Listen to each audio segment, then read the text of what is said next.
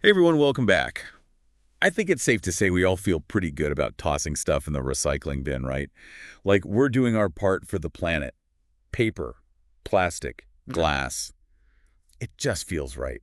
But what if I told you that maybe, just maybe, that whole idea of recycling being this amazing planet-saving thing, what if it's just not true? Yeah, that's what we're going to dig into today. We've been looking at all sorts of sources like Climate Town, Jake Tran, John Stossel's got some pretty hard-hitting stuff on this too, Scotty Kilmer, even some industry perspectives from places like Valuetainment and Honest Ads.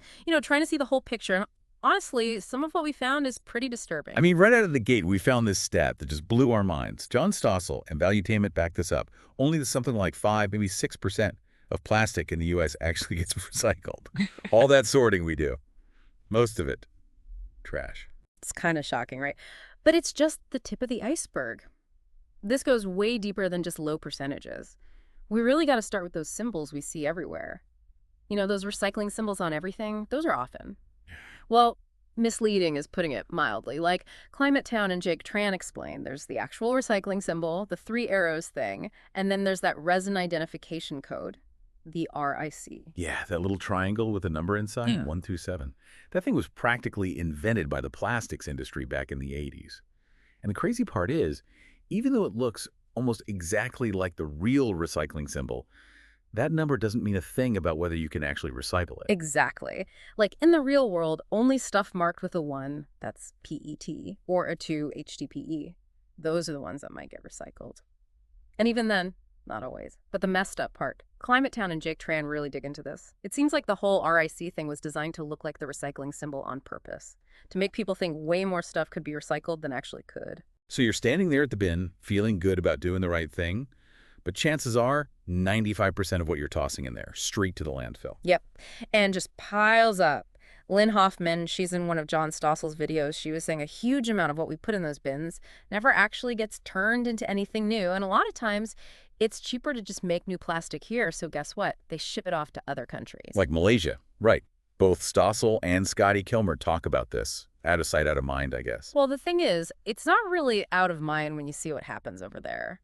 Kilmer and Stossel, they've got some seriously disturbing footage. Like, Stossel actually saw these massive fields of plastic waste piled up like, I don't know, mountains of trash. And a lot of it ends up in these dumps, no regulations, just polluting everything. And Kilmer, he really lays out the environmental damage, like toxins leaking into the soil, getting into the food supply, plastic clogging up rivers like the Mekong, and eventually all that flows into the ocean. So much for saving the turtles, right? Right, Sure. it's bad. And then, even if it does stay here, the recycling process itself it's fragile.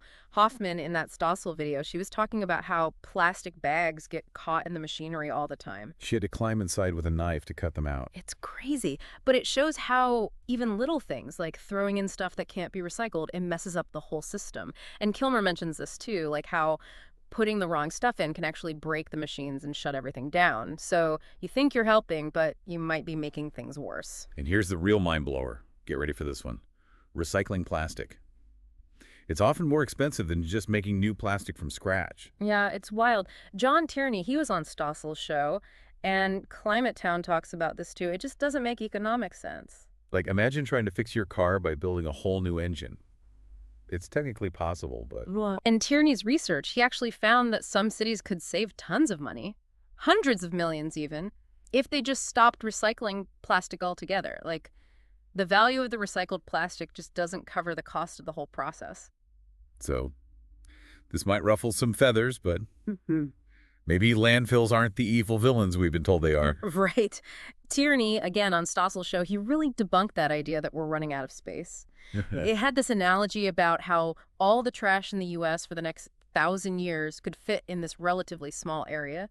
Puts things in perspective. It does. We've all been hearing about this landfill crisis forever. It's just not as dire as the media makes it seem. Plus, landfills today, they have all these regulations. They're built way better to prevent pollution.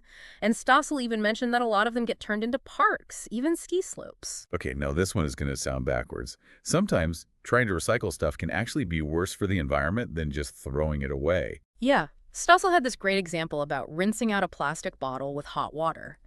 Turns out, All that energy used to heat the water might actually create more CO2 than if you just tossed the bottle in the trash. Makes you think twice about all that scrubbing, right? Yeah. And it's not just plastic either. Jake Tran mentions how paper recycling, it's not all sunshine and rainbows. All these chemicals, bleaching and stuff. That can be pretty nasty for the environment. Oh, for sure. And now, here's the real kicker, the part that just, it's disturbing, frankly. The whole recycling thing, it was basically a PR move by the plastics industry. I mean, that's, wow. Mm. Climate Town and Jake Tran, they both go into this, how the industry saw the writing on the wall. People were starting to get concerned about plastic, talking about bans and regulations, so they pushed recycling as the solution. Exactly, like that Keep America Beautiful campaign. Yeah. Total deflection tactic. Put the responsibility on individuals, make us feel bad about the trash, instead of addressing the real issue, which is just making too much plastic in the first place. And get this, Climate Town actually found internal documents from the industry, admitting they knew recycling wasn't going to work long term. But they pushed it anyway. They just wanted to keep making and selling plastic, profits over planet. Pretty much. And the thing is, there's not a lot of transparency in the whole system. As Scotty Kilmer talks about this, like, once you put something in that bin, who knows where it goes? Yeah, he was saying these waste management companies, they sell the stuff to brokers who then ship it all over the world. And nobody really knows where it ends up or what they do with it. It's this whole shadowy network. And Kilmer mentioned some companies straight up refuse to say who they're working with. You gotta wonder what they're hiding, right? Plus, Interpol, they found evidence of organized crime getting involved in the illegal dumping of plastic waste. That's what Kilmer found out. So, best case scenario, your plastic might not even be getting recycled. Worst case, it's ending up in some illegal dump somewhere, polluting who knows what. It's a pretty bleak picture. And that brings us to the final point, the one that ties it all together. All this recycling, it's actually making the oil and plastic industries richer. Right. Honest Ads and Jake Tran really drive this point home. Remember, plastic is made from oil and gas, so the more we use and the more we think we're recycling, the more those industries profit. It's a vicious cycle. Yeah. And Honest Ads even pointed out how oil companies are seeing the writing on the wall with gas-powered cars, so they're doubling down on plastic production. They're betting on plastic. And the narrative that recycling works, that's their golden ticket. It keeps the public on board, lets them keep churning out plastic without too much pushback. And at the end of the day, like Climate Town and even Greenpeace say, all this focus on individual recycling, it distracts us from the real solutions. Like, we need to reduce plastic production, period. Ban single-use plastics. Greenpeace is pretty clear on this. They say most plastic just can't be recycled, so we need to stop making it. Makes you wonder about that whole circular economy idea, right? Stossel talked about that, how hard it is to get everyone on board with these complex systems, even if they were effective. It's a huge challenge. So Yeah. if we take a step back and look at all this, it's kind of unsettling, isn't it? The whole idea that recycling is this amazing planet-saving solution, it's mostly a myth, maybe even a deliberate one, created by the very industries that benefit from us buying more and more plastic. Yeah, we all want to do the right thing, and recycling feels right.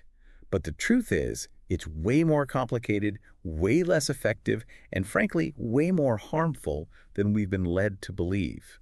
Hopefully this deep dive gave you some new information, some stuff to think about next time you're standing at that blue bin. It's definitely something to consider. And it leaves us with a big question. If recycling isn't the answer, then what is? What can we actually do as individuals and as a society to solve this plastic problem? It's a question we all need to grapple with. Thanks for joining us for this deep dive. We'll see you next time.